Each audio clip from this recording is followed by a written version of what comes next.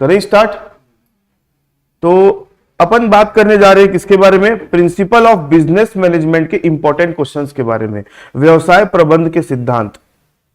अब जैसा कि आप लोगों का सिलेबस चेंज होकर रखा हुआ है, पहले आप लोगों का सिलेबस कुछ और था, आप लोग न्यू सिलेबस वाले स्टूडेंट हो, तो यहां पर क्या किया, बहुत सारे चैप्टर्स को क्या किया है, उसका यूनिट वाइज शफलिंग कर दिया है, कुछ चैप्टर को उठा के दूसरे यूनिट में डाल दिया है और कुछ नए चैप्टर भी डाला है। तो यहां पर आप लोग देखोगे ना, तो यूनिट नंबर 1, 2 और 3 जो है ना बहुत ज्यादा डेंस है। डेंस समझते हो ना, मतलब बहुत सारे चैप्टर डाल दिया यूनिट 1, 2, 3 में। पहले इतने चैप्टर नहीं हुआ करते थे, कम हुआ करते थे। और क्या किया है, यूनिट 4 और 5 को थोड़ा हल्का कर दिया है। 5 में तो एक ही चैप्टर है बस, हरी बात समझ में, 5 में एक ही चैप्टर है, 4 में भी ज्यादा चैप्टर नहीं है, 1, 2, 3 में ज्यादा चैप्टर्स को इकट्ठा कर दिया है। तो आप लोग देखोगे तो 1, 2, 3 में आपको ज्यादा नंबर ऑफ क्वेश्चन देखने को मिलेंगे, क्योंकि पॉसिबिलिटीज बढ़ जाती है। जब नंबर ऑफ चैप्टर ज्यादा हो जाते हैं तो कहां से क्या दे देगा कोई भरोसा नहीं है ना। और यूनिट 5 और 4 यहां पे नंबर ऑफ चैप्टर कम होने के कारण नंबर ऑफ क्वेश्चन भी आपको कम दिखेंगे। ठीक है, चलो ये जो इंपॉर्टेंट क्वेश्चन है ये एकदम न्यू सिलेबस के हिसाब से है। सबसे पहला क्वेश्चन है यूनिट नंबर 1 में, what do you understand by management, explain its importance in modern business. प्रबंध से आप क्या समझते हैं, आधुनिक व्यवसाय में इसकी महत्ता समझाइए। ये पहला क्वेश्चन। ये क्वेश्चन अगर आ गया तो आंसर कैसे लिखोगे, ये क्वेश्चन अगर आ गया तो आंसर कैसे लिखोगे। सबसे पहले मैनेजमेंट का मीनिंग लिखोगे, उससे भी पहले क्या लिखोगे, सिनॉप्सिस। सिनॉप्सिस पूरे एक पेज में लिखना, 4-5 लाइन में खत्म हो जाता है वो। उसके बाद मैनेजमेंट की मीनिंग लिखना, व्हाट डू यू अंडरस्टैंड में बोलता है ना, डिफाइन मैनेजमेंट बोला है क्या, आप मैनेजमेंट से क्या समझते हैं बोल रहा है। तो आपको पहले उसकी मीनिंग लिखनी पड़ेगी, इंट्रोडक्शन जैसा, लगभग वो 1 से पौन पेज तक जाएगा। उसके बाद फिर आपको उसकी डेफिनेशन लिखनी है मैनेजमेंट की, एटलीस्ट 2, ज्यादा लिख सकते हो लेकिन मिनिमम कितनी लिखनी पड़ेगी, 2। उसके बाद आपका पहला वाला क्वेश्चन का आंसर खत्म कि मैनेजमेंट से आप क्या समझते हो, वो बात पूरी हो जाएगी। अब नेक्स्ट में क्या पूछ रहा है आपसे, explain its importance in modern business. तो लगभग 8-9 पॉइंट होंगे, जितने भी पॉइंट होंगे आप लोग पढ़ने बैठोगे, पॉइंट आपके करेक्ट होने चाहिए, पॉइंट आपके करेक्ट होने चाहिए। उन पॉइंट को फिर एक्सप्लेन करना है। एक पॉइंट आधा पेज लेता है, मान लो फॉर एग्जांपल 10 पॉइंट है, तो 10 पॉइंट होने के कारण कितना पेज खींचेगा फिर वो, 5 और पहले वाला लगभग 2 पेज जाएगा। तो ऐसे करके 5 और 2 7 पेज, 3.5 पेज का आंसर बनेगा, 3.5 पन्ने का। क्लियर है मेरी बात। और एक पन्ना आपका सिनॉप्सिस, मतलब 4 पन्ने का आंसर ऐसे बनेगा। क्लियर है। Next, management is the development of man and not the direction of things. ये एक स्टेटमेंट है, कभी भी इस तरीके से इन्वर्टेड कॉमा में दिया रहता है, मतलब वो एक स्टेटमेंट होता है। क्या लिखा है, management is the development of man and not the direction of things, explain this statement and describe the importance of management. देखो एक क्वेश्चन करोगे, यहां पर भी क्या पूछ रहे हैं, importance of management in modern business पूछ रहे हैं, और यहां पर इंपॉर्टेंस ऑफ मैनेजमेंट पूछ रहे हैं। अब भाई मॉडर्न बिजनेस रहे कि कुछ भी रहे, मैनेजमेंट का तो इंपॉर्टेंस वही रहेगा, लेकिन मॉडर्न बिजनेस में थोड़ा सा 1-2 पॉइंट एक्स्ट्रा देखने को मिलेगा आपको। बहुत सारे पॉइंट दोनों में क्या मिलेंगे आपको, कॉमन मिलेंगे। प्रबंध व्यक्तियों का विकास है, न कि वस्तुओं का निर्देशन। इस कथन को स्पष्ट कीजिए और प्रबंध के महत्व को समझाइए। What do you understand by management by concept, discuss its function. प्रबंध विचारधारा से आप क्या समझते हैं, इसके कार्यों की विवेचना कीजिए। Evaluate the role of Taylor and Fayol in the development of management concept. प्रबंध विचारधारा के विकास में टेलर और फ्यूल की भूमिका का मूल्यांकन कीजिए। Question number 5, what do you understand by scientific management, discuss its principle in brief. वैज्ञानिक प्रबंध से आप क्या समझते हैं, इसके सिद्धांतों को संक्षेप में समझाइए। लास्ट यूनिट नंबर 1 का, what is meant by new classical system, explain the human relation approach in the field of management. नव चिर प्रतिष्ठित नव प्राचीन प्रणाली से आप क्या आशय है, प्रबंध के क्षेत्र में मानवीय संबंध दृष्टिकोण को समझाइए। ये 6 क्वेश्चन बनते हैं यूनिट नंबर 1 से, 6 क्वेश्चन। ये 6 क्वेश्चन की तैयारी करनी पड़ेगी आप लोगों को। क्लियर है? अच्छा, बाय चांस अगर इसमें से एक भी क्वेश्चन नहीं आया तो क्या होगा? गाली बकोगे मेरे को आप लोग, अरे सर दिए थे 6 क्वेश्चन एक भी नहीं फंसा। देखो 6 क्वेश्चन पढ़ लोगे ना आप लोग अगर, तो इतना तो आप लोगों को आ जाएगा कि भाई आप लोग कुछ ना कुछ लिखने के लायक तो हो जाओगे। समझे मेरी बात को? और जिस हिसाब से मैंने 6 क्वेश्चन निकाले हैं उसमें से ऑप्शन में एक तो भले नहीं है, एक तो आ ही जाएगा। और थोड़ी बहुत वर्डिंग करके दूसरा अगर क्वेश्चन दे दिया तो आंसर ऐसा नहीं कि उसका आंसर चेंज हो जाएगा। आप लोग देखना, जिससे भी आप लोग पढ़ते हो खास करके गाइड, उसमें एक क्वेश्चन के और 10-12 ठो क्वेश्चन रहता है, उसके बाद भी फिर नीचे आंसर दिया रहता है। मतलब हर क्वेश्चन का आंसर क्या है? लगभग सेम है। चलो यूनिट नंबर 2 में आ जाओ। What do you mean bye planning? Discuss the importance and objective of planning and also discuss it's main steps. नियोजन किसे कहते हैं? इसके महत्व एवं उद्देश्यों को बताइए और इसके प्रमुख चरणों की विवेचना कीजिए। Decision making is the key to management function. Explain the principle of decision making. निर्णय प्रबंध कार्यों की कुंजी है। निर्णय प्रबंध कार्यों की कुंजी है। निर्णय के सिद्धांत की विवेचना कीजिए। Right short note on. Short note पूछ सकता है आप लोगों से। स्ट्रेटेजिक प्लानिंग क्या होती है, मैनेजमेंट बाय ऑब्जेक्टिव क्या होता है, और मैनेजमेंट बाय एक्सेप्शन क्या होता है। अच्छा, ये शॉर्ट नोट में मैंने डाल दिया यहां पे। बाय चांस अगर इसका बड़ा क्वेश्चन आ जाएगा तो पढ़े तो रहोगे ना, लिख तो सकते हो। 10th नंबर का क्वेश्चन है, what is organisation? Describe the importance of organisation. संगठन किसे कहते हैं? संगठन के महत्व को बताइए। Question number 11, authority can be delegated but responsibility can not be delegated. Explain this statement and state the relationship between them. Authority और रिस्पॉन्सिबिलिटी दोनों में फर्क जानते हो क्या होता है? अथॉरिटी और रिस्पॉन्सिबिलिटी, अधिकार का प्रत्यायोजन किया जा सकता है किंतु उत्तरदायित्व का प्रत्यायोजन नहीं किया जा सकता। इस कथन को स्पष्ट कीजिए तथा इनके संबंध बताइए। ठीक है, आप लोग पढ़ना, अब समझ में आ जाएगा। कहीं पे किसी को कोई डाउट होगा आप मेरे से पूछ सकते हो। जैसे फॉर एग्जांपल हमारे यहाँ की स्टाफ है प्रभु भैया, मैंने उनको जिम्मेदारी दे के रखी है। जिम्मेदारी मतलब कुछ भी घुमा फिरा भैया आपकी जिम्मेदारी है ना, ये क्या है उनकी रिस्पॉन्सिबिलिटी। अब अथॉरिटी मैंने दे के रखी, कोई भी बच्चा बात करते हुए दिखे ना मार देना। एग्जाम्पल दे रहा हूं भाई, ऐसा नहीं बोला हूं मैंने, है ना। अथॉरिटी मतलब उनको मैंने है ना अधिकार दे के रखे, भैया कोई भी लगता है कोई भी चीज है आप खरीद के ले आया करो, पूछने की जरूरत नहीं है ना। बहुत सारी चीजें ऐसी है जो भैया अपने मन से कर लेते हैं, मतलब मैंने उनको काम पहले से बोल के रखा है कि भैया ये काम कर लिया करो। लेकिन जवाबदारी जो है, जवाबदारी कब देखी जाती है? जब उनको जिम्मेदारी अपन अथॉरिटी दी है ना, तो अथॉरिटी के साथ साथ रिस्पॉन्सिबिलिटी भी जाती है। कभी देखना जितना बड़ा अधिकार जितना बड़ा अधिकारी होता है, जितना बड़ा ऑफिसर होता है, उतनी बड़ी उसकी जिम्मेदारी भी होती है। ठीक है, तो ये टॉपिक पढ़ोगे, मैं तो अभी पढ़ा वैसे रहा नहीं हूं इसलिए ऐसे हल्का फुल्का बता रहा हूं। इसको पढ़ोगे तो आप लोगों को और समझ में आ जाएगा। 12 number, what do you mean by centralisation and decentralisation of authority? In what ways decentralisation is helpful in business organisation या बिजनेस एडमिनिस्ट्रेशन? अधिकार के केंद्रीकरण और विकेंद्रीकरण से आप क्या समझते हैं?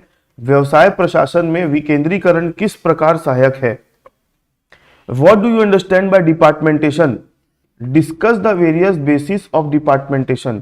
विभागीयकरण से आप क्या समझते हैं? विभागीकरण के विभिन्न आधारों की विवेचना कीजिए। तो ये क्वेश्चन नंबर कितने हो गए यहाँ पर? 1 2 3 4 5 6 7 क्वेश्चन है भाई यूनिट नंबर 2 में। यूनिट नंबर 1 में कितने क्वेश्चन थे? 6।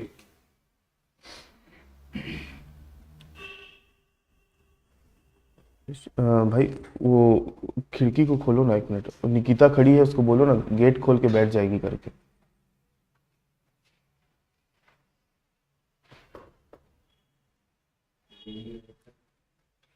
ताकत नहीं लगाना है, दिमाग लगाना है।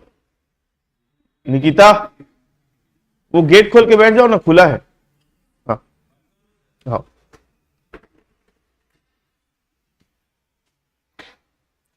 Unit number 3, what is direction? Discuss the techniques of direction. निर्देशन से क्या आशय है? निर्देशन की तकनीकों का वर्णन कीजिए। What is meant by coordination? Discuss it's nature and characteristic. समन्वय से क्या आशय है? इसकी प्रकृति एवं विशेषताओं का उल्लेख कीजिए। What do you mean by communication? Describe the essential of effective communication. संप्रेषण से आपका क्या आशय है? प्रभावी संप्रेषण के आवश्यक तत्वों को बताइए। ये क्वेश्चन तो पढ़ने की जरूरत नहीं पड़ेगी, फर्स्ट ईयर में पढ़े हो ऑलरेडी आप लोग, है ना। What are the barriers to communication? How this to be overcome? संप्रेषण की बाधाएं क्या है? इन्हें कैसे दूर किया जा सकता है? ये दोनों क्वेश्चन तो बोलेंगे, फर्स्ट ईयर का रिपीट कर दिया है। What is meant by staffing? Describe the staffing process. नियुक्ति या स्टाफिंग से क्या आशय है? नियुक्ति की प्रक्रिया का वर्णन कीजिए। What do you understand by training? Explain the characteristic of training and briefly describe the method of training. प्रशिक्षण से आप क्या समझते हैं? प्रशिक्षण के लक्षण बताइए तथा विधियों का संक्षेप में वर्णन कीजिए। कितने क्वेश्चन हो गए यूनिट नंबर 3 में? 1 2 3 4 5 6। 1 2 3 में मैंने बताया ज्यादा क्वेश्चन देखने को मिलेंगे। अब इधर 4 और 5 में देखोगे ना, ज्यादा क्वेश्चन नहीं है, दोनों मिला के 6 है। ठीक है, दोनों मिला के 6। यूनिट नंबर 4 में क्या है देखो,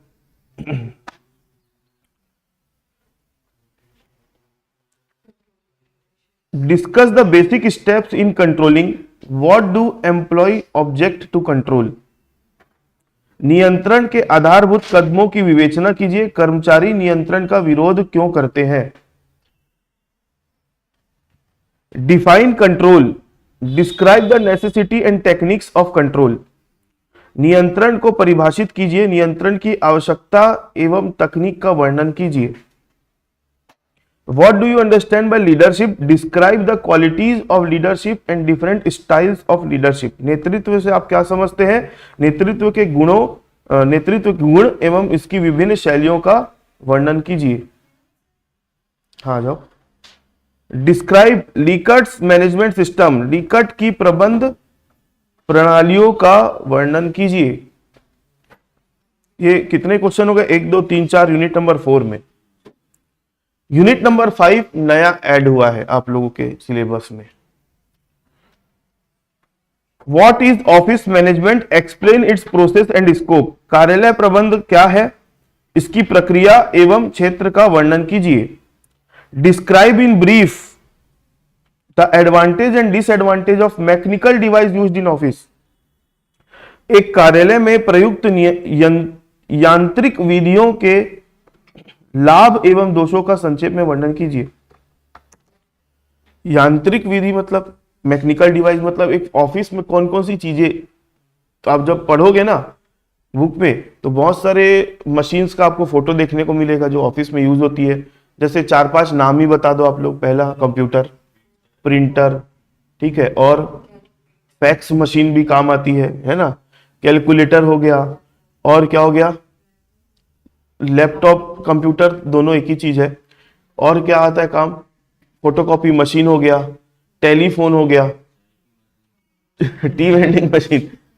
वो आप लोग जब पढ़ोगे तो पूरा आपको देखने को मिलेगा, है ना। सीसीटीवी कैमरा, सर्वर्स, ये सारी चीजें आपको देखने को मिलेगी। तो उनके बारे में आप लोगों को लिखना है अपने आंसर में। ये नया ऐड हुआ है। अच्छा सुनो, आप लोगों को क्या करना है, मेरी बात ध्यान से सुनो। जब आप लोग कोई भी क्वेश्चन पढ़ोगे ना तो आपका पूरा फोकस उसी क्वेश्चन में होना चाहिए। बाकी आप छोड़ दो कि कितना कितना क्वेश्चन टोटल है। अगर आप रोज, अब देखो अब ऐसा टाइम है कि अब आप लोग टाइम वेस्ट नहीं कर सकते, है ना। हर सब्जेक्ट को रोज टाइम देना पड़ेगा। इसके पहले मैंने किसका क्वेश्चन दिया हुआ है? कंपनी लॉ का। उसमें टोटल कितने क्वेश्चन थे? लगभग 21 क्वेश्चन थे। इसमें टोटल कितने क्वेश्चन है? 25 क्वेश्चन। आप लोगों को एक टाइम मैनेजमेंट करके चलना है। अप्रोक्सीमेटली 20 दिन बचे आपके पेपर में, है ना। अप्रोक्सीमेटली 20 दिन बचा है हिंदी इंग्लिश को अगर नहीं गिनूं तो आप लोग क्या कर सकते हो, डेली बेसिस का एक टारगेट बना लो डेली का। 3 थ्योरी सब्जेक्ट है आपके, 3। एक कौन सा, कंपनी लॉ, दूसरा प्रिंसिपल ऑफ मैनेजमेंट, तीसरा एंटरप्रेन्योरशिप। तीनों थ्योरी को पकड़ो, 3 घंटे निकालो अपने दिन में, 1 घंटा हर एक क्वेश्चन को दो बस। और क्वेश्चन पढ़ते समय आप लोग उसकी साथ साथ में क्या बना लोगे, थ्योरी समरी भी बना लोगे। फिर जैसे ही एक खत्म हुआ फिर दूसरे में आ जाओ। रोज का एक टारगेट बना लो, एक क्वेश्चन हमको करना है रोज का, और पढ़ोगे तो पूरा ध्यान आपका उस क्वेश्चन में होना चाहिए। नहीं निकाल सकते 3 घंटा दिन का, निकालना पड़ेगा क्योंकि समय नहीं है अब उतना। और साथ में क्या बना के चलोगे आप, उसकी समरी। समरी जो बनाते चलोगे ना, तो जब आप एग्जाम के गैप जो ब्रेक 2-3 दिन का मिलता है ना गैप, उसमें फिर आपको सिर्फ समरी पढ़ना है, डिटेल में नहीं पढ़ना है। क्लियर है? क्योंकि मैं शुरू से बोलता हूं भाई कि पेपर है ना थ्योरी का लेंदी आता है, नो डाउट। लिखना 5 ही क्वेश्चन पड़ेगा, लेकिन 3 घंटा कम पड़ जाता है अगर आपने 4-4 पन्ने सोचे हैं तो। अब समस्या क्या आएगी, पेपर में स्लो क्यों हो जाती है हैंडराइटिंग, लिखना कम क्यों, स्लो क्यों हो जाता है? 2 उसके पीछे कारण है। सबसे बड़ा कारण है कि आपको सोचना पड़ जाता है। जो क्वेश्चन आ रहा है उसको आपको सोचना पड़ेगा। अब सोचना पड़ेगा मतलब आपका हाथ रुक जाएगा। हाथ रुकेगा मतलब आप, सीधी सी बात है भाई, आप ड्राइविंग कर रहे हो, मान लो 2 गाड़ी 100 की स्पीड में चल रही है। अब आप रुक गए कुछ काम के लिए, 2 मिनट के लिए भले रुक जाओ, और जो 100 किलोमीटर की स्पीड से साइड वाली गाड़ी चल रही है वो नहीं रुकी, वो चलते जा रही है। 2 मिनट के लिए अगर आप रुक गए ना, तो 100 की स्पीड से कहां भग जाएगी और आप वहां रुक जाओगे, उतना पीछे हो जाओगे आप उससे। वो फ्लो टूट जाता है ना, ऐसा आप लोगों ने देखा होगा। तो सोचना ही नहीं है अपने को पेपर में। और सोचना कब नहीं पड़ेगा, जब आप पढ़ के गए। ठीक है? जब हम उसी टॉपिक से रिलेटेड कभी कभी पढ़ लेते हैं ना, तो हमारे दिमाग में, हमको लगता है भले याद नहीं है, लेकिन हमको उसकी चीज की नॉलेज हो जाती है, अरे हाँ इसके अंदर ये है। ठीक है? और दूसरा कि सुबेरे सुबेरे 7 बजे पेपर का टाइम है, तो उठ के जाओगे। ऐसे ही हाथ नहीं चलना है, दिमाग भी नहीं चलना है। तो आप लोग देखो भाई, अभी से आप लोग प्रैक्टिस कर लो कि एग्जाम में, अभी तो लिखने की प्रैक्टिस कर लो, और एग्जाम में जाने के पहले 1 घंटा आप लोगों को लिख कर जाना है। ठीक है? और जो इंग्लिश मीडियम वाले बच्चे, कितने इंग्लिश मीडियम वाले बच्चे हो? ठीक है, तो इंग्लिश मीडियम वाले बच्चे लोगों को खासकर हिंदी लिखने की प्रैक्टिस नहीं रहती है, नहीं रहती, क्योंकि जनरली उन लोग हर जगह इंग्लिश ही लिखते हैं। तो जब पेपर में जाएंगे लिखेंगे अचानक हिंदी, क्योंकि बाकी समय उन्होंने पढ़ा बस है, लिख के प्रैक्टिस तो किए नहीं है। और उसको हिंदी लिखे कितना जमाना हो गया है, पिछले साल पेपर में लिखे थे, अब उस बात को 1 साल हो गया। तो समस्या क्या आती है, एक तो हिंदी लिखाता नहीं है जल्दी जल्दी, और दूसरा लिखाता है तो मात्रा मिस्टेक बहुत होती है। तो ये फिर भी नहीं लिख पाए, तो ये होता है इंग्लिश। सबसे दुनिया में तकलीफ में इंसान कौन है मालूम? इंग्लिश मीडियम का बच्चा। मतलब मैं सारे बच्चों की बात नहीं कर रहा हूं, मैक्सिमम बच्चों की बात कर रहा हूं जो इंग्लिश मीडियम का स्टूडेंट है, वो कहीं का नहीं होता। एक तो हिंदी मीडियम वाला बच्चा है ना, वो बहुत अच्छा है, क्योंकि उसको हिंदी आती तो बहुत अच्छे से आती है, और इंग्लिश नहीं आती तो कम आती है, कोई दिक्कत नहीं, लेकिन हिंदी आती तो बहुत अच्छे से आती है हिंदी मीडियम वाले बच्चे को, क्योंकि वो अपनी सारी चीजें हिंदी में अच्छे से लिख सकता है। और इंग्लिश मीडियम वाला बच्चा, मैं सभी बच्चों की बात नहीं कर रहा हूं, इंग्लिश मीडियम वाला बच्चा ना हिंदी का रहता है ना इंग्लिश का रहता है, ना उसको हिंदी अच्छे से आती है ना उसको इंग्लिश अच्छे से आती है। कुछ बच्चे हैं जो कर लेते हैं, लेकिन मैक्सिमम स्टूडेंट का यह हाल है आज के डेट में। तो ये हो गया भाई principle of management, principle of business management के इंपॉर्टेंट क्वेश्चंस। आप लोग इसको पढ़ो, और आज से ही पढ़ना स्टार्ट कर दो, 3 घंटा निकाल लो, और डेली एक क्वेश्चन आपको डेली करना है, डेली, है ना। और 3 घंटा आप लोग कैसे निकालोगे आप अपने हिसाब से देख लो। किसी को रात में पढ़ते बनता है, किसी को सुबेरे पढ़ते बनता है, किसी को दोपहर में बनता है। मेरे से अगर पर्सनली बोलोगे तो मेरे को 2 टाइम पढ़ते नहीं बनता। आप लोगों को मालूम है दिन में 4 पहर होते हैं, एक सुबेरे और एक शाम, एक दोपहर और एक रात। तो मेरे से सुबेरे, सुबह मतलब जो 9 बजे से लेकर 12 बजे का जो टाइम है, या 9 से 1 बोल लो, इस समय चहल पहल बहुत रहती है, मालूम है आप लोगों को। इस समय मेरा दिमाग ही नहीं चलता 9 से लेकर 12 बजे के टाइम पे, मतलब मैं पढ़ ही नहीं सकता इस टाइम पे बैठ के। हाँ सवेरे बोलोगे ना 4 बजे से लेकर मैं 9 बजे तक पढ़ लूंगा, ये अलग टाइम होता है, क्योंकि इस समय शांति रहती, ज्यादा कोई चहल पहल नहीं होता। 9 बजे से लेकर 12-1 बजे तक मैं नहीं पढ़ पाता। मैं अपना बता रहा हूं भाई, आप लोग अब उसको मत फॉलो कर लेना, हो सकता है आपको जम जाता होगा पढ़ना। उसके बाद 1 बजे से लेकर मस्त 4-5 बजे तक मैं बैठ सकता हूं पढ़ने के लिए, क्योंकि शांति रहती है। उस समय दोपहर का टाइम आ जाता है। अब जैसे ही 6 बजे से लेकर रात के 9 बजे फिर चहल पहल वाला टाइम, फिर उधर 9 बजे से लेकर रात के 12-1 बजे तक अपन बैठ सकते हैं।